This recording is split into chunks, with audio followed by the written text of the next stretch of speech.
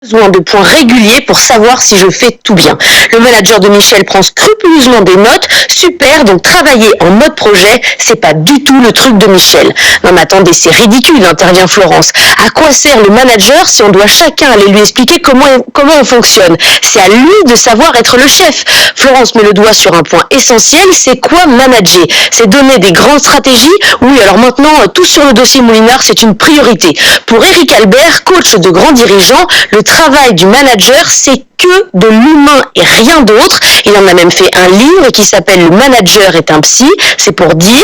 Et contrairement à ce que vous croyez, le manager a aussi un petit cœur qui bat. Il apprend, il fait des erreurs, il a besoin d'aide pour progresser. Si on en croit Hélène Jacob, aider à progresser son manager, ça consiste simplement à lui parler.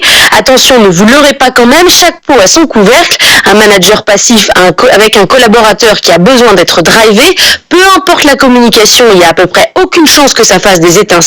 Michel va quand même essayer de faire un effort, il va aller parler à son manager en espérant toutefois qu'il n'ait pas oublié qui est le chef. Il sera avec nous lundi, Eric Albert, justement, pour parler de tout ça. Laure Closier, la vie de bureau, tous les matins. Good Morning Business. Le débat. Jean-Marc Daniel, Nicolas Dos, tiens, juste un petit élément à vous deux que nous apporte ce matin Benaouda Abdelhaim, parce qu'on est BFM Business quand même, et de temps en temps il faut le marquer. Il nous raconte là ce matin que, parce qu'on a un tout petit peu de temps, que la Russie est en train d'acheter de l'or à tour de bras, que les réserves d'or russes sont au plus haut quasi historique, et que certains, alors, soit la Russie se met à l'abri d'une éventuelle nouvelle vague de sanctions, et à ce moment-là on est sur quelque chose d'assez classique, soit, et des analystes commencent à l'écrire dans des journaux économiques russes, ils sont en train de préparer une offensive contre le dollar.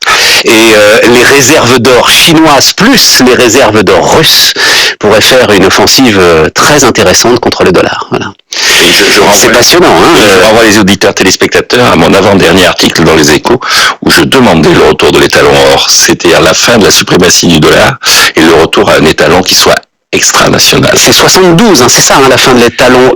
71, le décrochage du dollar et la fin a été entérinée en 76 au sommet de la Jamaïque, au sommet du FMI de la Jamaïque. Et donc, ça veut dire, vous faites partie, mais on en avait déjà parlé ensemble, Jean-Marc, vous faites partie de ceux qui pensent que tout ce qu'on est en train de traverser, crise de 2008, etc., trouve en fait sa racine profonde dans le désordre monétaire qui naît.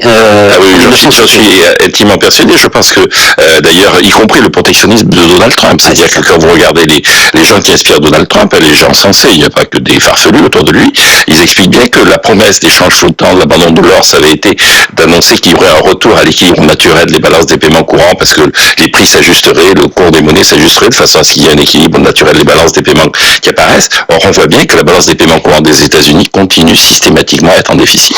Bon, après, en termes microéconomiques, renvoyer vers la concurrence, je suis pas sûr que ce soit une formidable affaire, Jean-Marc. Donc voilà, c'est une plaisanterie. Bref, Brexit. Est-ce qu'on va en sortir? Comment est-ce que vous regardez les choses? Les Européens sont intraitables. Oui, il y a un nouveau report, mais il n'est pas question de renégocier quoi que ce soit. Vous devez participer aux élections européennes et vous n'avez pas le droit d'entraver, vous serez sleeping partners.